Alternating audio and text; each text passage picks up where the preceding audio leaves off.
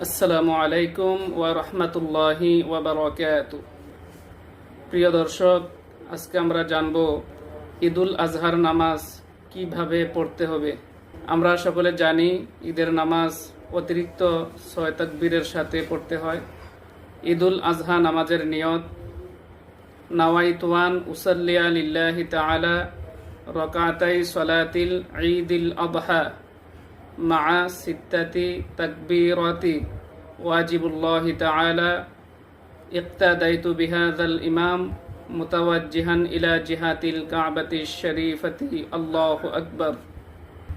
আমরা যদি বাংলায় নিয়ত করতে চাই তাহলে আমরা বলবো, আমি 2 রাকাত ঈদুল আজহার নামাজ 6 তাকবীরের সাথে এই ইমামের পিছনে কিবলামুখী হয়ে আল্লাহর ওয়াস্তে আদায় করছি, আল্লাহু আকবার।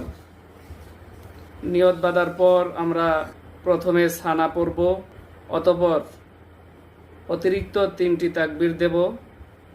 3 তাকবীরের সময় আমরা 3 বার হাত উঠাবো। দ্বিতীয় রাকাতে দাঁড়ানোর পর ইমাম সাহেব সূরা ফাতিহা এবং কেরাত পাঠ করবেন।